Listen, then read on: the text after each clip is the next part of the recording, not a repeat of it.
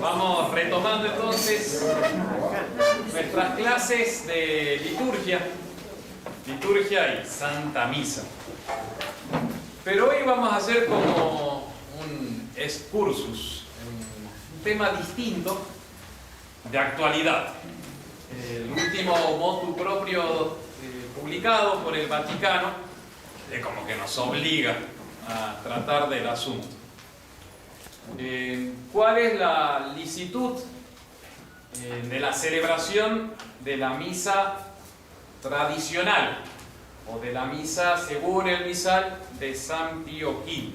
¿Cuál es la licitud? ¿Se puede o no se puede? Y si uno le escucha en el motu propio al Papa Francisco, dice que no la quiere. No la dice así, pero sí, está poniendo las mayores condiciones, las mayores exigencias para la celebración de la misa, y avisan, hay que apuntar a que se acabe esta celebración porque hay un solo rito, y es el del Concilio Vaticano II, de los libros promulgados luego del concilio. Bien. Pero si vos escuchás a San Pío V, cuando publica el misal, dice: miren, lo que yo estoy dando lo puede celebrar, este misal lo puede celebrar cualquier sacerdote sin ningún escrúpulo de conciencia y sin ninguna condenación. Incluso no lo pueden obligar a celebrar de otra manera. Y uno queda perplejo. Entonces, ¿a quién le vas tú? Mirá los mexicanos. ¿Le vas a Papa Francisco o le vas a San Pío V? O sea, ¿por quién eres hincha, no? ¿A quién le vas? ¿Qué hacer? En el medio andamos nosotros, entre Papa Francisco y San Pío V. Entonces, la conferencia de hoy tiene como título: el Papa Francisco, San Pío V y la misa tradicional.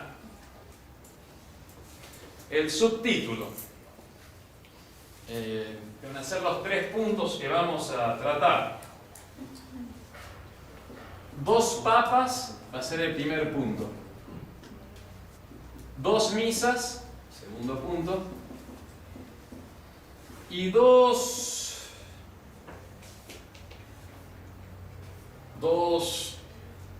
iglesias. Suena un poco fuerte, ¿no? Quizá lo mejor sería decir 2 eclesiologías.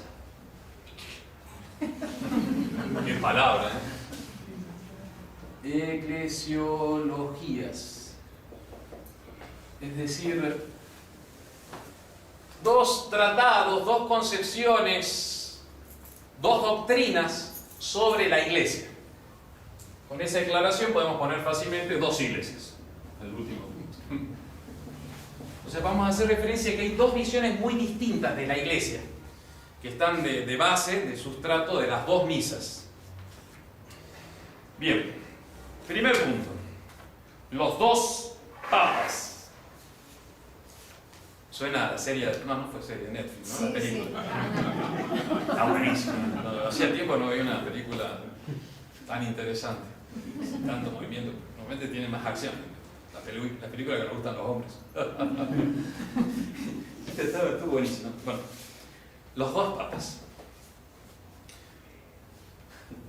El Papa Francisco y el otro Papa va a ser Benedicto. Esa es la película. San Pío V, exacto. San Pío V.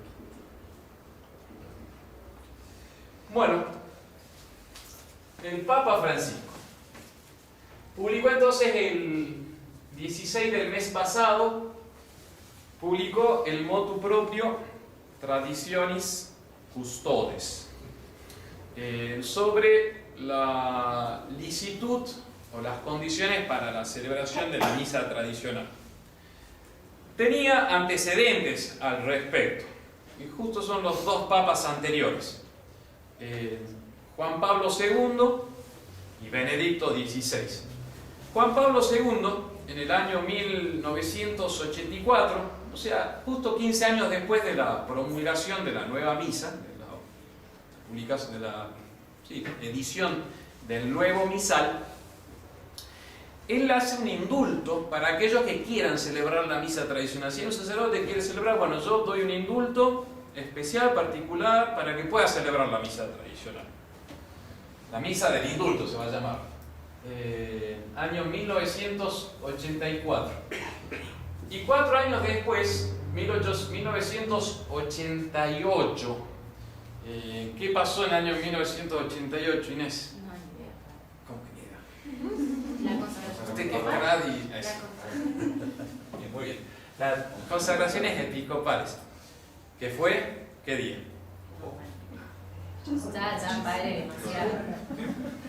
29 de junio, 30 de julio. ¿A qué hora?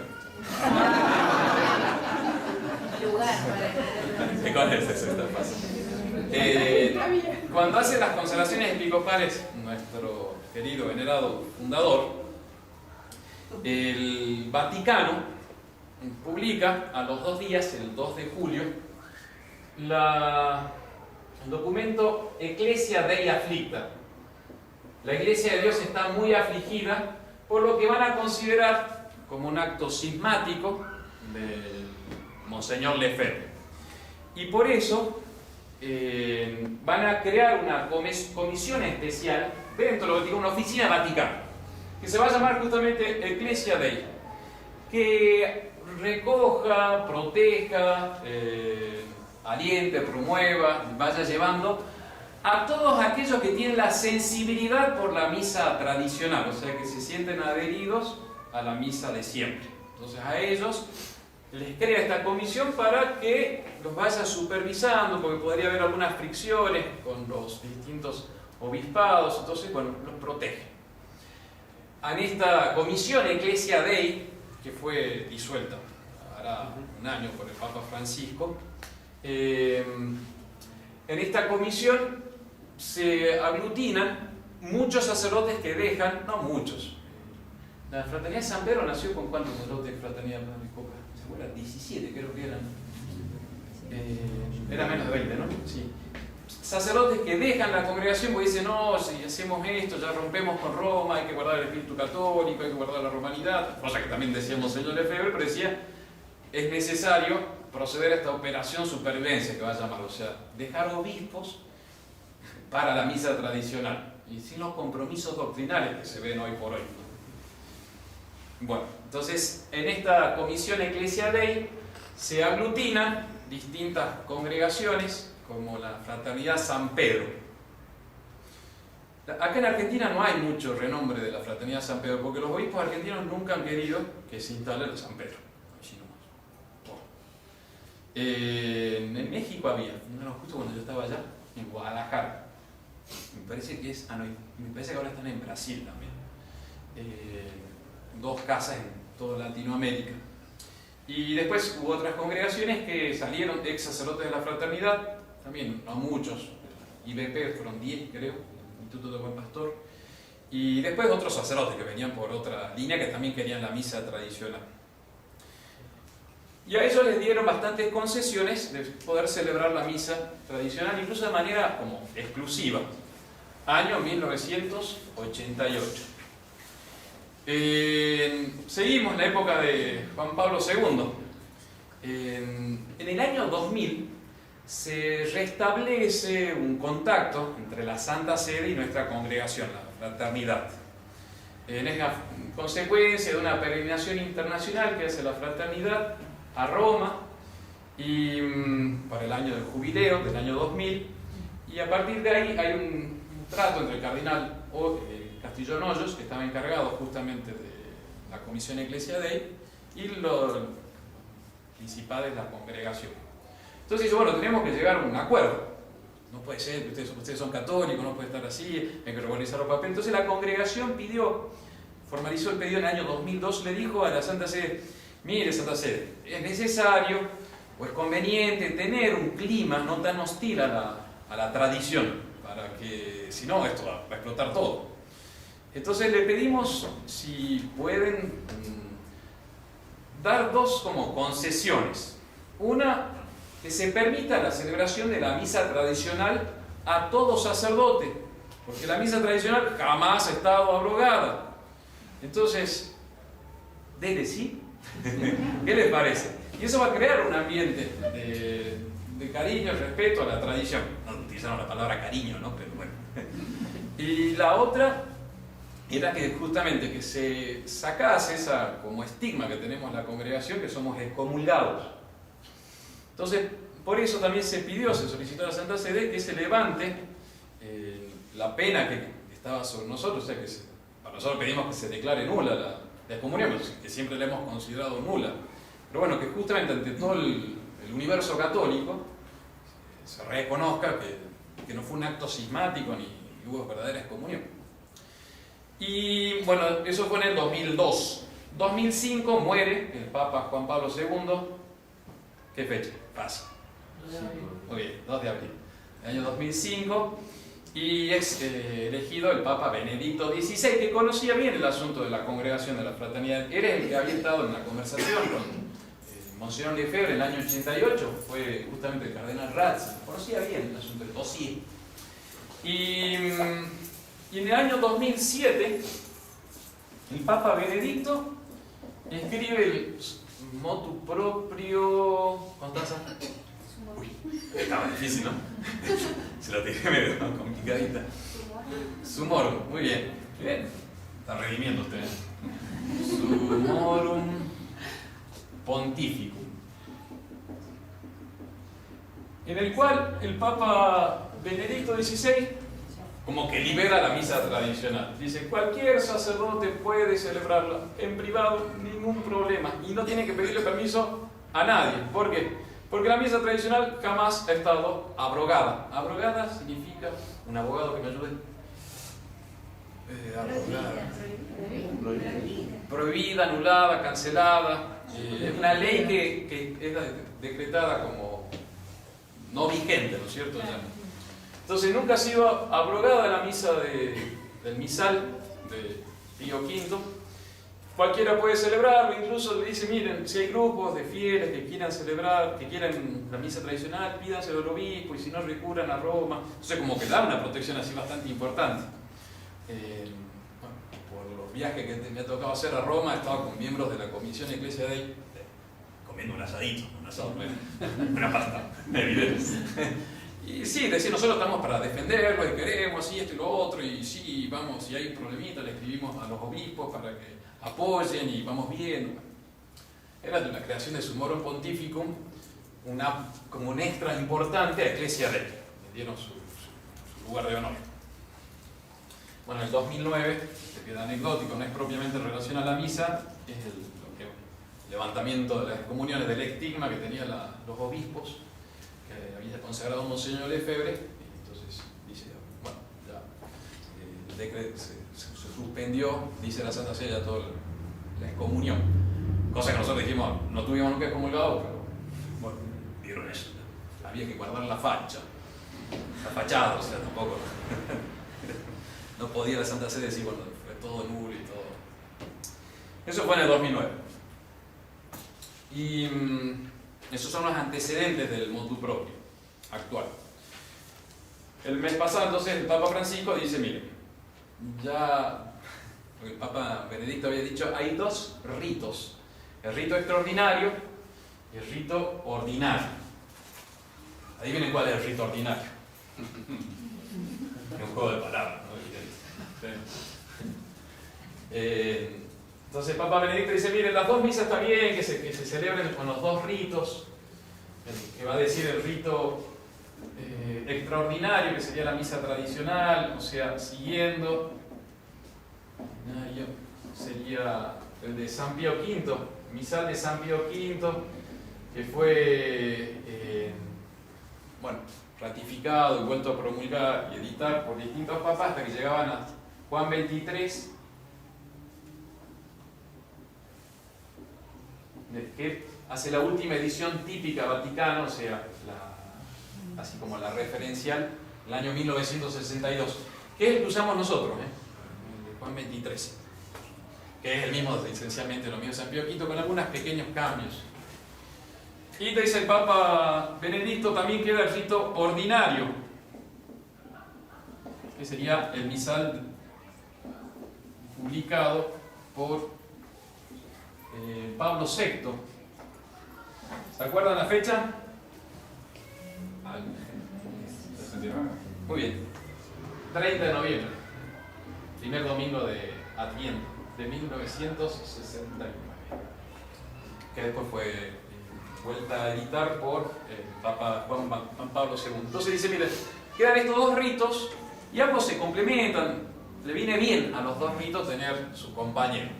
Entonces, ¿qué hizo Francisco? Llegó y dijo, basta. Basta de dos ritos. Un solo rito, el del Concilio Vaticano II.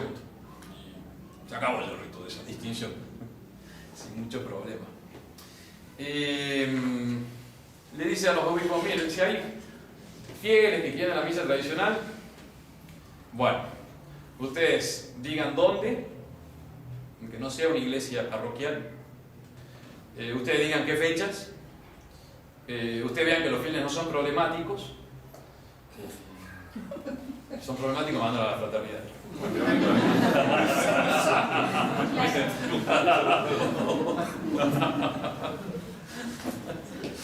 No, bueno, dice nada, problemática no es la expresión. Dice que tiene que ser fieles, que tengan buen espíritu, el espíritu de la iglesia y que acepten todo el Concilio Vaticano II. Y que el sacerdote también tenga buen espíritu, cancelo pastoral y que sepa latín y sea competente en latín. ¿Quién toma el examen? No sé. Yo no sé si pasaríamos nosotros también. Y después le dice, si hay algún sacerdote que estaba diciendo la misa tradicional, tiene que volver a pedir permiso. Vamos a ver si se lo damos. Y hay un elemento bien complicadito. Porque dice, y si hay algún seminarista que se está formando para decir la misa tradicional, tiene que pedirle permiso al obispo antes de la ordenación. Y el obispo tiene que avisar a la Santa Sede. Eso es como autodelatarse. Porque hay muchos obispos que han permitido la misa tradicional. Conocemos muchos, varios. Seguramente vamos a sacar varios nombres. Pero ¿qué le están diciendo? Bueno, si vos vas a ordenar un sacerdote para misa tradicional, avísame. Ya veremos qué hacemos con vos. Es complicadito, ¿eh?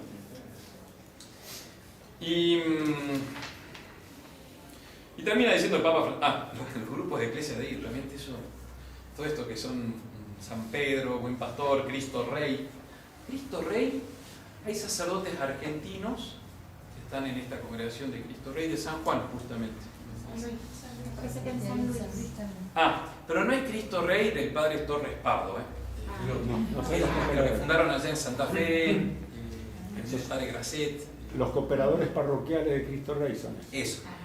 Esta sería otra congregación que fue fundada en Gabón por sacerdotes franceses, donde consiguieron la aprobación del obispo en los años, no sé, 80 creo que fue. Y crecieron bastante. Están en Florencia,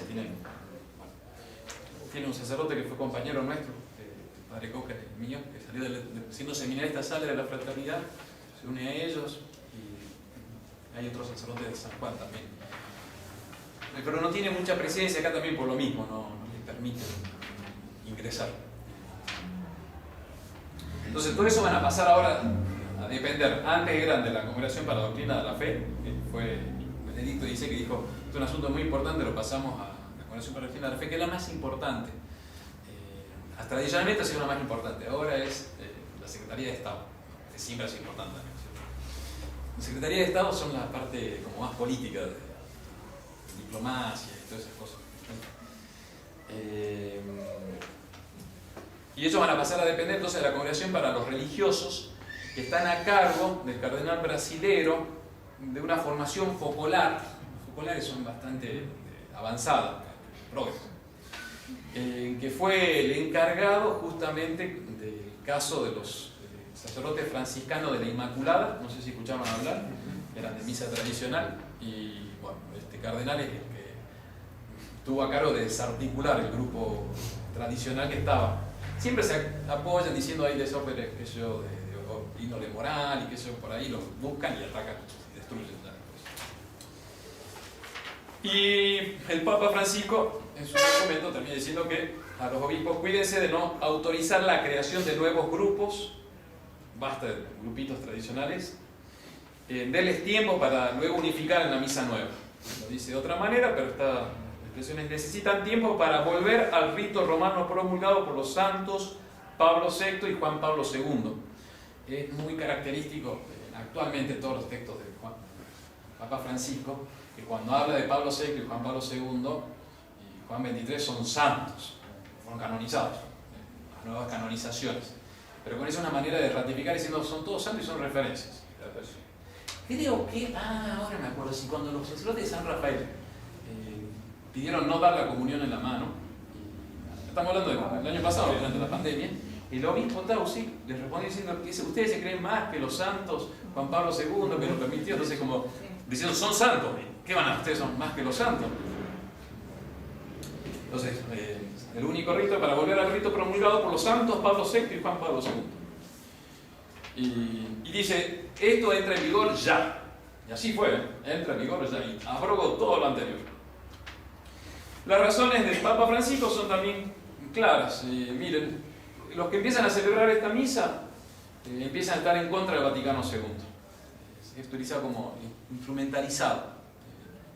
Lo usan como una manera ideológica, atacan el concilio, no tiene espíritu de la Iglesia, por lo tanto hay que acabar. Y no se puede dudar del Concilio Vaticano II, porque dudar del Concilio Vaticano II es dudar del Espíritu Santo. Lo dice el Papa Francisco así con todas las letras. ¿Por qué? Porque hay una dinámica de la revelación. Ahora me pongo a hablar de modernista, ¿no? Hay una revelación, nuestro Señor da el depósito de la fe, pero en cada tiempo se va viviendo y se va avanzando, profundizando en el conocimiento de los misterios de nuestra santa religión. Es como una nueva actualización, y en esa nueva actualización los padres conciliares determinaron en el concilio que había que haber una renovación de la misa. Y por lo tanto es del Espíritu Santo, porque creemos que la Iglesia es guiada por el Espíritu Santo. Dudar del Concilio Vaticano II es dudar del Espíritu Santo. Dice así. Y pone bien explícitamente, defiendo la misa nueva y abrogo la misa tradicional porque quiero defender el Concilio Vaticano II. Y dice, bueno, yo me reconforto pensando, dice el Papa Francisco, en la carta que acompaña el motu proprio, me reconforto, me animo, me doy ánimo, pensando que, bueno, San Pío V hizo lo mismo. Él gobernó la Iglesia después del Concilio de Trento, y él también abrogó todos los ritos que tuviesen menos de 200 años e impuso su misa. Así yo, nuevo, San Pío V. Pero vamos a hablar del Papa San Pío V, los dos papas. San Pío V. Antonio Michele Giselieri nace en el año 1504. Santo sacerdote dominico, es nombrado Papa en el año 1566. La tenemos a Santa Teresa de Jesús haciendo sus fundaciones. La primera fundación de Santa Teresa de Jesús es del año 1562, en el convento de San José en Ávila. ¿Y por qué tiene que ver esto, padre? Es que la Iglesia tiene santos, gracias a Dios. Hay almas muy santas que ayudan muchísimo a los que gobiernan la Iglesia. Quizás San Pío V fue suscitado, tuvo el apoyo de una Santa Teresa de Jesús, San Francisco de Alcántara, quien estaba lleno de santos en aquello, San Ignacio de Loyola y varios más que había en esa época. Y ahora tenemos al Papa Francisco porque... ¿Por qué? Porque quizá está faltando todos esos grandes santos, ¿no? Año 1566 empieza a gobernar, asume el sumo pontificado el Papa San Pío V. El Concilio de Trento acababa de tener lugar. El Concilio de Trento es de los concilios más poderosos, importantes. De hecho, es el antepenúltimo. El último fue Vaticano II, el penúltimo fue Vaticano I, el antepenúltimo Concilio de Trento, año 1545 a 1563. Interrumpían durante unos años y volvían al tiempo. Tiene 23 sesiones. Y el Concilio de Trento reacciona ante la herejía protestante y viene a ratificar, a decir, esta es la doctrina católica. Y chao los protestantes, váyanse al diablo. Y hay que creer esto, y lo vamos a asegurar. Y es un concilio dogmático, o sea, todo lo que se dice está inspirado por el Espíritu Santo. El Concilio Vaticano II no quiso ser dogmático, se recordarán los mismos los papas, Juan XXIII, Pablo VI, y después los mismos padres conciliares, claro, no es un concilio dogmático, fue muy claro. Dogmático significa que tiene toda la fuerza de la revelación, que están desarrollando algo que está en el depósito de la fe. Entonces, en el Concilio de Trento se solidifica, se consolida la posición católica contra los protestantes y pide reformas concretas el concilio. Dice, bueno, hay que revisar los santos libros, es decir, la Biblia. Porque, claro, los protestantes iban cortando, añadiendo pasajes. Entonces, ante eso nosotros vamos a fijar la Biblia católica. Porque si no, nos van a cambiar todo. La Vulgata, por ejemplo, queda ahí como la Biblia tomada por el concilio. Hay que definir claramente la doctrina del catecismo. El catecismo del Concilio de Trento, el catecismo romano. Nuevo catecismo, ¿saben cómo se llama? El nuevo catecismo. No sé. Del pueblo. No, el catecismo de la Iglesia Católica.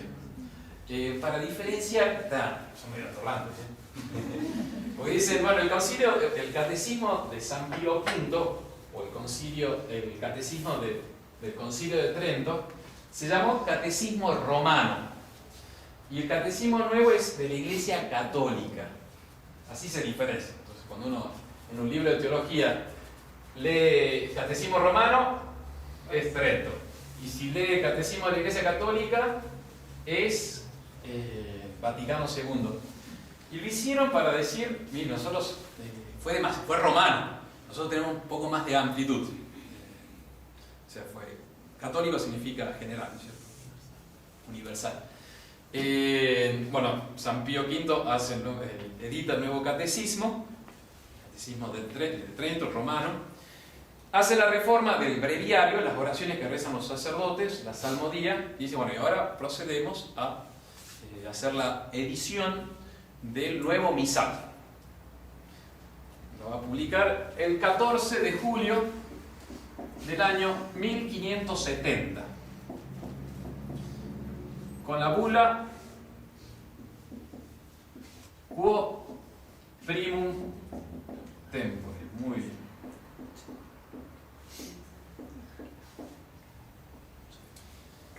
Fíjense que la fecha del Papa Francisco fue el 16 de julio, también estaba muy cercano. Y San Pío V dice, desde mi primer momento, Quo Primum Tempore, desde que asumí el sumo pontificado, la preocupación principal ha sido, y mis esfuerzos se han dirigido, en conservar la pureza del culto. Está buenísimo. Así comienza la bula. Son 2 páginas muy sencillas, está en nuestro sitio de internet. En conservar la pureza del culto. Y yo he recibido del Concilio de Trento, de los padres conciliares, las indicaciones de hacer una edición fija del catecismo, de los santos libros, la Biblia, de breviario, y ahora me toca hacerlo de la misa. Y para esto he nombrado a algunos teólogos que definiesen bien claramente cuáles son las tradiciones que hemos recibido. ¿Cuál fue la precaución que tomó la Iglesia Católica en Trento? Se dieron cuenta que se iban introduciendo nuevas prácticas en la celebración de la Santa Misa. No sé, a un curita era devoto de San José y metía a San José, la oración imperada de San José, el otro no le gustaba mucho rezar, no sé, contra los perseguidores de la iglesia, ya era ecuménico en aquellas épocas, y lo sacaba, y a veces entraban nuevas doctrinas, nuevas maneras de rezar, fruto de la influencia de la reforma protestante. Entonces, ¿qué hace? Dice, bueno, esto nosotros lo que hemos heredado, en estos últimos años, en estos últimos 200 años, se han ido incorporando tal y cual cosa. Entonces, esto es lo que hemos heredado, esto se ha añadido en los últimos tiempos, vamos a lo esencial, esta es la manera de celebrar que hemos recibido, y todas las otras maneras de celebrar, oraciones, ceremonias, quedan abrogadas, y basta. Y el único misal que se va a usar es el que yo publico, porque es el que hemos recibido. Por eso la misa de San Pío V se dice misa tradicional, porque hereda toda la tradición de la iglesia. Lo que hace es purificar de las añadiduras, de las novedades. Y dice San Pío V, bueno, yo mando editar este misal acá en Roma, guay de algún editor católico que quiera editarlo en su región sin permiso de la Santa Sede, va a quedar excomulgado, tiene que pagar la multa de 200 ducados al Tesoro del Vaticano. Lo va diciendo la vuelta, está genial eso. Y sepa, bueno, esto entonces se debe utilizar en todas partes del rito romano, del rito latino, pero se respetan las tradiciones mayores, los misales anteriores a los 200 años de la fecha. O sea, desde 1370 para abajo se puede guardar. Por eso los dominicos, por ejemplo, celebran, los dominicos tradicionales, celebran una misa que no es la misa de San Pío V, porque era un rito anterior, rito ambrosiano, y hay otro más en el rito latino. Mozárabe. El mozárabe. ¿Qué otro más? Yo me había olvidado de eso, estudiamos el catecismo en liturgia del seminario. Los sabios son. ¿Cómo? Son como 5 sabios. Eso. Entonces dice, bueno, entonces todos celebran esta misa, con esta pequeña aclaración, bueno, de esos ritos más anteriores, bueno, no, pero todos van a celebrar esta santa misa, esta manera de celebrar los santos misterios, y todo sacerdote puede usarlo sin ningún problema de conciencia y sin ninguna condenación, condena de parte de una autoridad eclesiástica. Y el que lo use siempre podrá utilizar este misal, y nadie podrá obligarlo a cambiar. Dice el texto de la bula. Este misal podrá ser usado en su totalidad sin ningún escrúpulo de conciencia y sin incurrir en ningún castigo. Nadie podrá forzarle a celebrar de una manera diferente o a cambiar lo de este misal. Entonces tenemos ahí dos pesos pesados, ¿no? Son dos papas. San Pío V y el Papa Francisco. Uno dice, siempre se va a poder usar sin ningún problema, el otro dice, lo abrogo. Padre, una pregunta que ha surgido con esto. ¿Tiene algún peso, no sé, desde la ignorancia, no sé, que el Papa San Pío V haya hecho la bula, o sea, como un instrumento legal, no sé cómo decirlo, qué sé yo, como si fuera la Constitución del Vaticano, y esto que sacó el Papa Francisco que fuera, qué sé yo, un reglamento? De menos rango, digamos. Claro, Sí, institucional, no sé cómo expresarlo, a modo de las leyes del... a lo largo de la historia de la Iglesia, las bulas y los motus propios, como las constituciones, y hay otros documentos que se llaman, por ejemplo, encíclicas o letras apostólicas, hay varios decretos también, han sido utilizados de distinta manera y con distinta fuerza, valor, autoridad doctrinal. Motu propio y bula, algunas distinciones, tendrían un mismo valor. Y de hecho, bueno, lo vamos a ver, ya me voy adelantando, un papa posterior puede abrogar alguna disposición anterior. porque tienen la misma autoridad. Claro.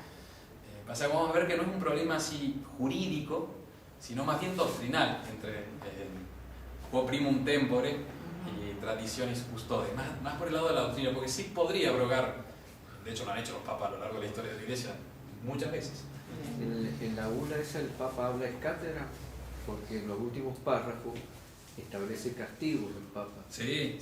La última partecita dice que lo cambie, lo anule, lo castigue Dios y los apóstoles San Pedro y San Pablo. Sí.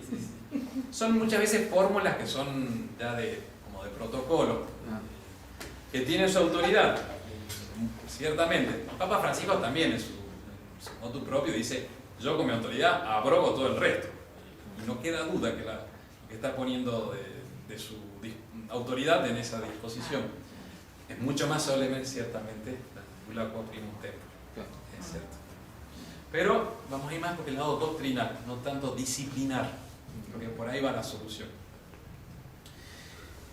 2 misas. Vamos a ver ahora. La misa tradicional y la misa de San Pío V.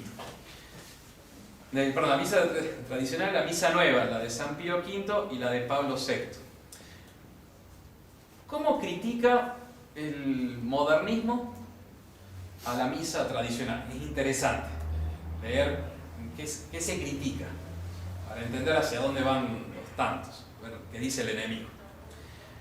Se critica la misa tradicional, que es una acción exclusiva del clero. Solamente el sacerdote es el que reza en los momentos principales en voz baja y en latín, entonces nadie entiende. Es una cosa que a los que vienen a la misa tradicional de pronto dicen: no entiendo nada, no sé qué pasa. El sacerdote está rezando todo pero en silencio. Entonces la primera crítica que se hace es que la misa queda como una acción exclusiva del clero, solo los curas. Después también esta acción exclusiva del clero va a fomentar la no participación de los fieles, te van a decir.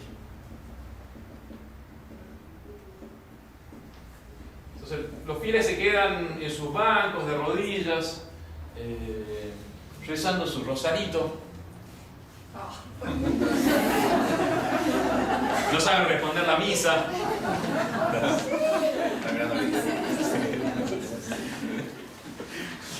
Usted levantó la mano solita. Ya sabía hacia dónde iba. Pero mira para acá, padre. También dicen ellos, yo estoy citando ahora un libro del Opus Dei, publicado por la Universidad de Navarra, muy interesante, en el año 2015 creo que lo publicaron. Entonces va haciendo una descripción de cómo se veía la misa tradicional que buscaron los padres conciliares en el Vaticano II de cambiar. Se desarrolla, dice, mucho en la Edad Media el dogma de la transubstanciación o presencia real de nuestro Señor. Lo cual va a derivar, es cierto, en un respeto incluso hasta la mínima partícula de la hostia consagrada. Porque el dogma dice que detrás de los accidentes del pan está todo Cristo. Bueno, ahí está el himno de Santo Tomás de Aquino, del Corpus Christi, diciendo que está todo Cristo ahí. Por eso el respeto grandísimo de toda la tradición de la Iglesia a la hostia, a la presencia real de nuestro Señor. Los cálices tienen que ser consagrados, las manos del sacerdote también son consagradas para tocar, manipular los accidentes de la hostia consagrada. Y eso va a desarrollar también toda una espiritualidad en torno a Jesús, a su presencia real. Veo que está pasando ahora, está nuestro Señor fuera de la misa y se está adorando. Y uno dice, ahí está nuestro Señor. Ellos van a hablar, como la descripción que hace el modernismo de la misa tradicional, una localización de nuestro Señor. O sea, está muy localizado, está muy ahí. Y sí, está muy ahí, donde están los accidentes del pan. Ahí está nuestro Señor. Va a derivar en toda una adoración eucarística exclusiva, sí, a nuestro Señor fuera de la misa. Y en el último punto que critica, que se desarrolló mucho el concepto de sacrificio. sacrificio expiatorio. Bueno, eso nos viene porque es nuestra misa, ¿eh? Bueno, no participación de los fieles, salvo algunos casos nomás. Pero participan muchas mujeres ustedes en la misa nueva, cuando uno asiste a la misa nueva.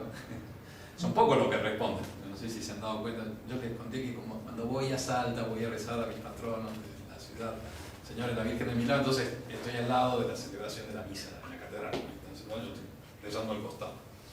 Y vos te das cuenta que la gente no sabe responder la misa. Son unas 2 o 3 sí, viejitas piadosas, alguna monjita y ya, nadie más responde.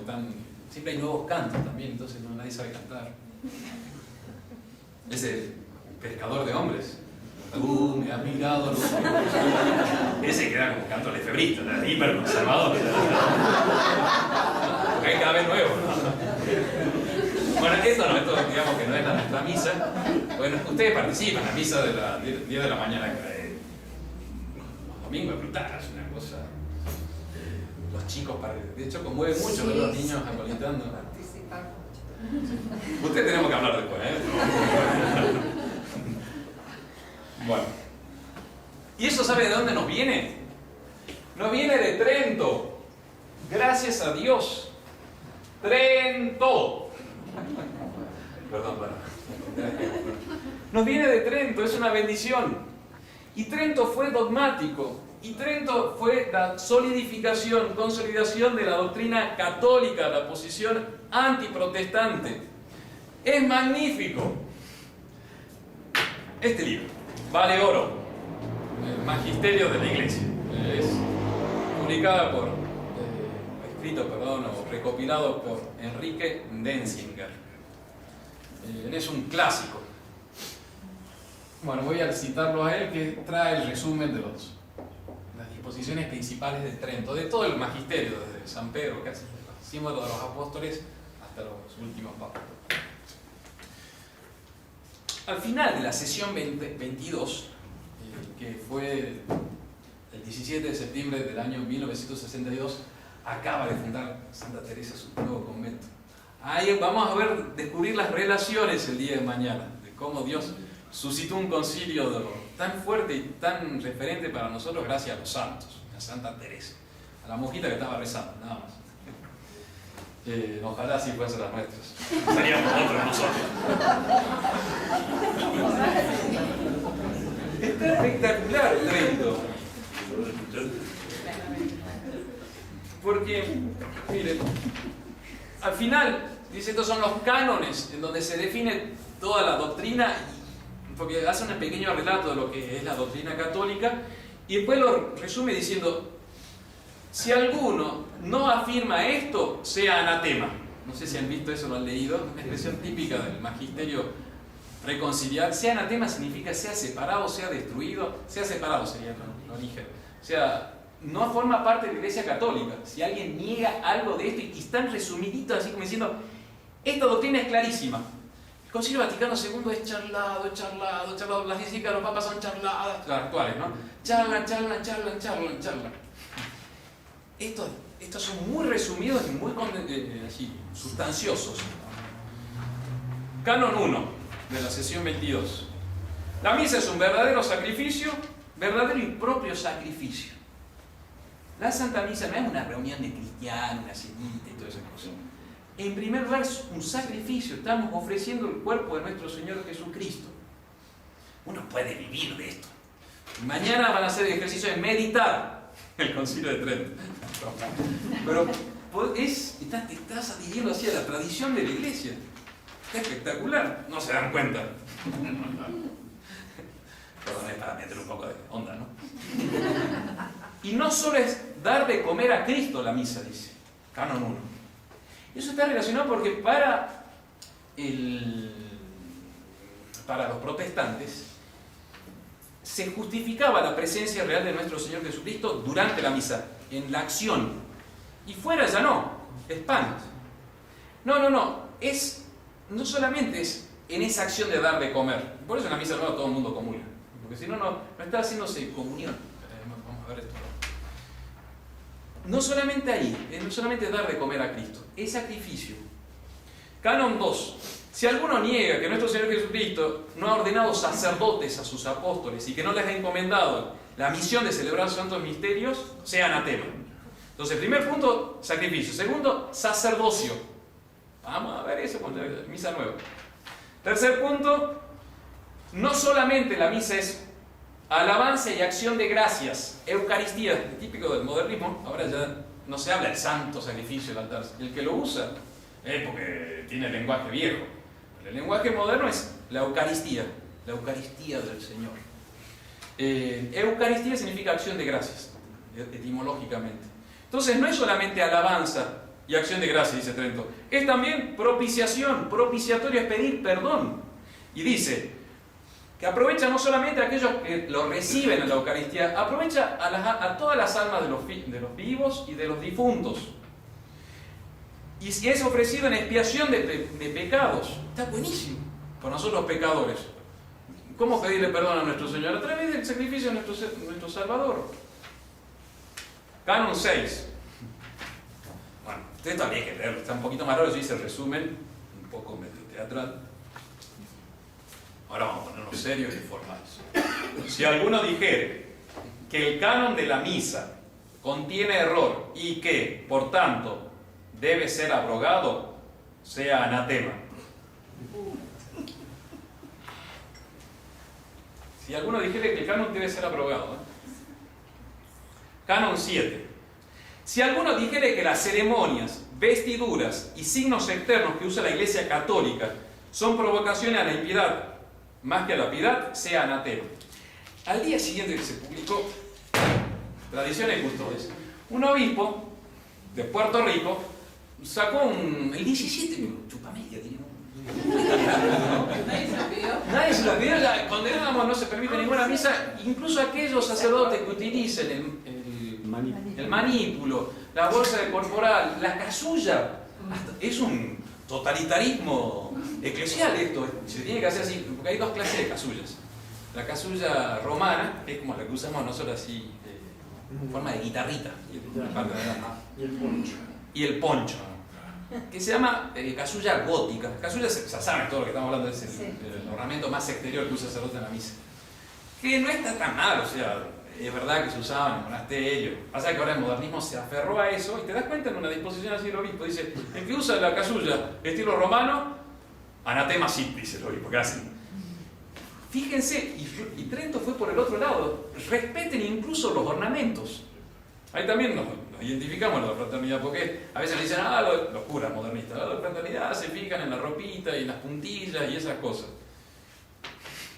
La puntilla no es dogma de fe, ¿no? Pero bueno, atención. Pero hasta atacó los manteles de lino, prohibió los manteles de lino, que eso es más grave. No se enoje, pero tiene razón. Es verdad, es así. Si alguno dijere que las misas en que solo el sacerdote comulga sacramentalmente son ilícitas y deben ser abolidas, sea anatema. De hecho, sorprende, yo que nosotros somos acá en la misa a la mañana, a veces estamos celebrando en varios altares. De hecho, antes, en las catedrales, celebraban varios sacerdotes al mismo tiempo, también los monasterios o conventos. Había varios altares y varios sacerdotes celebraban todo al mismo tiempo. Lutero va a criticar la celebración privada de la misa y va a decir que es una aberración. Entonces Trento, ¿qué dice? Se puede celebrar en privado y si ningún fiel comulga, lo mismo está bien. Queremos que todos comulguen, pero si nadie comulga, lo mismo está bien. Está marcando terreno. Nosotros estamos ahí justamente, es nuestra misa. Los modernistas ya no celebran misa. Algunos sacerdotes de misa nueva, cuando están en vacaciones, toman vacaciones de la parroquia, los domingos van a misa. Asisten a misa con el pueblo, claro, porque no celebran, porque esos días no celebran. A nosotros nos enseñaron que la misa es lo más importante del día. Tenemos obligación de rezar el breviario, y esa es obligación bajo pecado mortal. Nos han enseñado, miren, si tienen que elegir entre breviario y Santa Misa, la obligación es el breviario. Nos lleva 1 hora más o menos de oración por día. Pero ustedes son hechos sacerdotes para el santo sacrificio, así que celebren la misa. No es obligatoria, la iglesia nunca lo impuso porque a veces no se dan las condiciones de tener el lugar apropiado, pero bueno, tienen que celebrar cuando se dan las condiciones. Y finalmente, miren, si alguno dijere, va a ser anatema, esto es un error, si alguno dijere que el rito de la iglesia romana, por el que el parte del canon se pronuncia en voz baja, hasta en el tono de voz. tono de voz. Bueno, yo tengo tono fuerte, a veces se me escucha, pero sí hay diferencia entre los tonos. Si alguno dijese que las partes del canon que se pronuncian en voz baja o que solo debe celebrarse la misa en lengua vulgar o vernáculo, o sea, la que usan toda la gente, si alguno afirma eso, sea anatema. Es nuestra identidad, la identidad de nuestra misa es Trento, es San Pío V. La identidad de la nueva misa, vamos a hacer ahora, nos pegaron a nosotros, ¿no? Esas fueron las críticas a la misa tradicional, ahora vamos a pegar nosotros a la misa nueva. ¿Cuál es el resumen así de la crítica a la misa nueva? 3 puntos han sido desarrollados apenas se comienza la misa nueva por cardenales, obispos, teólogos, Monseñor Lefebvre también, que son como las que son proclives en la misa nueva a conducir al error. Hay una disminución en la fe y el respeto a la presencia real. Presencia real, y de eso va a derivar justamente que ahora ya se está acumulando la mano, que cualquiera toca a nuestro Señor, que, no sé, ¿vieron esas misas? Qué sé yo, cuando hace 2 años hubo la Jornada Mundial de la Juventud en Panamá, bueno, el obispo de Moreno, el obispo auxiliar, celebró la misa con sus jóvenes cercanos en la playa de Panamá, porque es Caribe. Celebró la misa de short y redondito y tanto. Celebró la Eucaristía. Presencia real, o sea. Y ahí te das cuenta de la diferencia entre la misa tradicional y la misa nueva. Presencia real, chao. Como que, bueno, no es chao, pero hay una disminución de la fe y el respeto a la presencia real. También una disminución del sacerdocio, del poder sacerdotal. Sí, del poder sacerdotal. El sacerdocio, ya es lo que decían, que era la crítica a la acción exclusiva del clero, están justamente a hacer pasar a los fieles a que lean las lecturas, a que sí, no hay tiempo, pero la comunión. Sí, eso, dan la comunión, pero muchísimas cosas más, predican, están metidos y están ahí cada vez más y más y más, y ahora mujeres y vamos, y es que, bueno, lo vamos a justificar. El Concilio Vaticano II inauguró la idea de la Iglesia Pueblo de Dios. Y esa Iglesia Pueblo de Dios, opuesta a la noción de sociedad, son todos problemas teológicos, doctrinales. Yo siempre lo estoy repitiendo. El problema de la misa tradicional es un combate doctrinal, de ideas. Y por eso los que luchan a nivel doctrinal son los que están más capacitados, más que litúrgicamente. La Iglesia Pueblo de Dios es una iglesia que es medio comunión en la Santa Misa, en la misa, dice el modernista. No estoy citando, voy a pasar un poco más rápido ya. Este libro también lo compré antes de venirme a Mendoza. La Eclesiología del Concilio Vaticano II, publicado en 2015, Ágape, Argentina. Está buenísimo. Otro día estaba tarde y no me podía dormir, estaba preparando la charla y decía, qué espectacular. Porque empezás a entender, o sea, hay lógica, no es que es lógico lo que está pasando. ¿Y él qué dice? Es un sacerdote, joven, 60 años. No estoy llegando a los 50, ¿no? Vive, ¿no? Jesuita, José María Cantó. Se llama La Eucaristía, centro y culmen de la vida de la Iglesia. Y comienza diciendo, después del concilio ya no podemos considerar ni a la Iglesia ni a la Eucaristía como aisladas. Hay todo un trasfondo teológico de por medio. Las dos iglesias. Hay dos eclesiologías que están enfrentadas en las dos misas. Entonces, en la iglesia nueva, al hablar de pueblo de Dios, en la acción sagrada es cuando todos nos incorporamos al misterio de la comunión. Y es por eso que es lógico que haya la participación activa de los fieles. Y eso va a derivar en la traducción de toda la lengua vernácula, que se incorporen a la celebración. Es lógico. No es que es un exceso de algunos modernistas. No. De hecho, el Papa Francisco es más lógico, podríamos decir, que el Papa Benedicto XVI. Es más lógico, sigue más coherentemente los principios del concilio. Y si del concilio no se puede dudar, y sí, hay que seguir en esto, viejo. En el sacerdocio también hay un problema. El sacerdocio como pueblo de Dios. Que lo dice también interesantísimo el autor el cura jesuita argentino. Que los laicos son incorporados en el sacerdocio de Cristo, van a llamar sacerdocio común. Los sacerdotes vamos a hacer solamente sacerdocio ministerial. El sacerdote empieza a compartir con los fieles el sacerdocio, y el sacerdocio es ampliado en su perspectiva y no solamente queda reducida al sacrificio, al culto. Se va a insistir en el Concilio Vaticano II, dice, en el sacerdote como pastor y como predicador. Entonces dice, no queda limitada la misión a ser sacrificador. A nosotros nos formaron así en Museo de Fe, gracias a Dios. No siguió el Concilio Vaticano II, vamos. Él nos dijo, no, yo nos ordeno sacerdote para que ustedes celebren el santo sacrificio del altar. El sacerdote, y lo deriva, está todo eso en el Concilio de Trento, está claramente, el sacerdocio es para la misa. O sea, hay una relación esencial. Y él acepta, el autor, que una vez que disminuyen esa fortaleza de sacerdote y misa y sacrificio, hay un riesgo de que se desperdigue. Y es lo que se ve ahora. Los sacerdotes ya no están celebrando, no están confesando, que es lo único que podemos hacer nosotros. O sea, si nos tienen que pedir algo, que celebramos la misa, le demos el santo sacrificio y la comunión, y le demos la absolución de los pecados. Y se están dedicando, no sé, a Cáritas. ¿Vieron la noticia el otro día de Cáritas en Nazi Prensa? Hace 2 días sacó que la diócesis de Venado Tuerto, Cáritas, publicó una oración a la Pachamama. A la Pachamama, viejo. Y dice, y nosotros siguiendo las discusiones del Papa Francisco en la carta Querida Amazonia, número 8 y 9, creo que le decían eso. O sea, después se retractaron, ¿no? O sea, hubo quejas. Sí, más o menos, exactamente. Más o menos.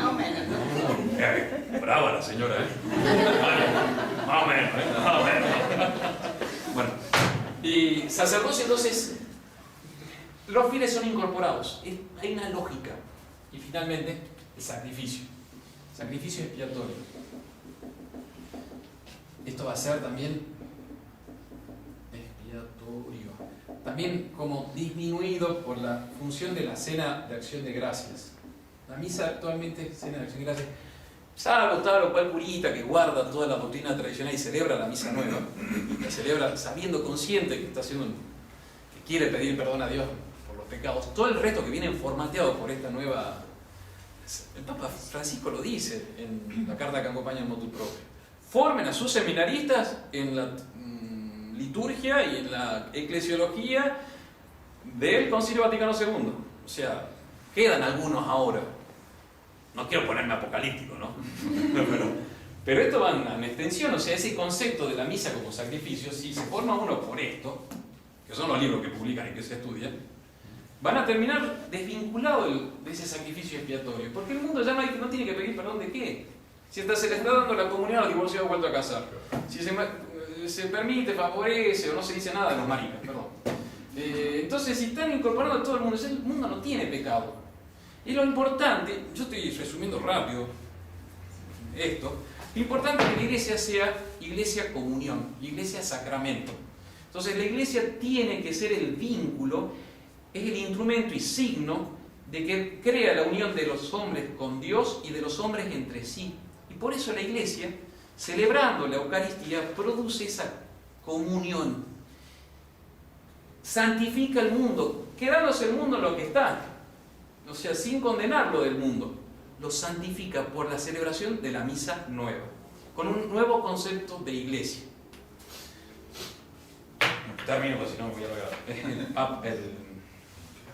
Este lo reconocía. Desde el concilio hay unión íntima, también era antes, ¿no? Pero entre el concepto de iglesia y el concepto y la misa. Son dos iglesias, dos eclesiologías que están muy distintas. La eclesiología tradicional, concepto de la iglesia, que la iglesia es Cristo mismo y por lo tanto la iglesia está llamada a conquistar el mundo y sabe que lo va a conquistar por nuestro Señor Jesucristo. Entonces quiere vencer el reino del demonio, del pecado, y por eso predica la conversión. Y por eso pide perdón y quiere convertir esas almas que están en el pecado a hacerlas santas por la gracia de nuestro Señor. Una iglesia militante, la iglesia católica, o sea que está luchando, peleando, que es militante. Los padres conciliares en el Concilio Vaticano II quisieron descartar la expresión militante. La utilizan aquí o allí, pero la expresión que se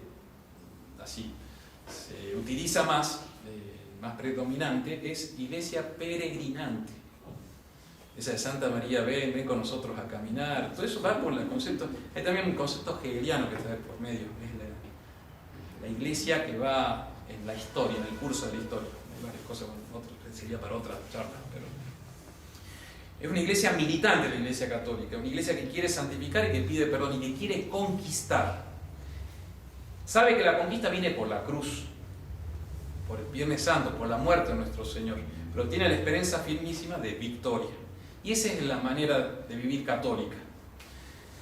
La iglesia nueva, la eclesiología nueva, es una iglesia que, les cito esta carta del padre Pagnarani, el otro día distribuimos de manera así, masiva, porque queríamos que lo lean todos, está buenísimo. El resumen de la posición de dos iglesias, dice, está muy bien. Dos misas han construido Dios, dos ciudades, dos iglesias, parafraseando a San Agustín. Dice, la misa de Pablo VI es una expresión auténtica de una iglesia que quiere vivir en armonía con el mundo y que escucha los pedidos del mundo. Representa una iglesia que en última instancia ya no necesita luchar contra el mundo porque ya no tiene nada que reprochar al mundo. Aquí hay una iglesia que ya no tiene nada que enseñar al mundo. Es una iglesia que ya no necesita el sacrificio de nuestro Señor, porque habiendo perdido la noción de pecado, ya no tiene nada que expiar. Aquí hay una iglesia que ya no tiene la misión de restaurar la realeza universal de nuestro Señor, porque quiere hacer su contribución a un mundo mejor y más libre, más igualitario y más ecorresponsable. Es una misión humanitaria, humanista, la de la iglesia nueva y de la misa nueva también. Y por otra parte está la misa tradicional. No es solamente una guerra entre dos ritos, es de hecho una guerra entre dos concepciones diferentes y opuestas de la iglesia católica. Son dos eclesiologías distintas. Papa Francisco se da cuenta, y el grupo de poder que lo acompaña o que lo manda, saben que esa misa tradicional puede hacer mucho daño. Creo que le ha pasado a muchos que descubren la misa tradicional y dicen, che, pará, era otra cosa que no me imaginaba. Y de los que se formaron durante años, porque hay gente católica muy buena que fue a las parroquias y nunca le dijeron que había una misa distinta. Y ahora la descubren y dicen, ay caray, esto es otra dimensión. Y saben, el modernismo sabe que la misa tradicional que puede hacer ese daño. Y fue por eso que nosotros en el año 2002 lo pedimos también. Den permiso de la misa tradicional. Y avanzó, y bueno, hoy lo quieren parar. La misa tradicional expresa y transmite una concepción de la vida cristiana y en consecuencia una concepción de la Iglesia Católica absolutamente incompatible con la eclesiología que surgió del Concilio Vaticano II. El problema no es simplemente litúrgico, estético o puramente técnico. El problema de estas dos misas es a la vez doctrinal, moral, espiritual, eclesiológico y litúrgico. Más complejo que una bula o motu proprio. Hay un problema de fe, y lo dice. En pocas palabras, es un problema que afecta a todos los aspectos de la vida de la Iglesia. Es una cuestión de fe. Son dos concepciones distintas. Bien, dos misas construyeron dos ciudades, dos iglesias, dos eclesiologías. Y esa es la diferencia entre los dos ritos. Dos papas, dos misas, dos iglesias. Bien. Me quedé corto de tiempo, disculparán. No sé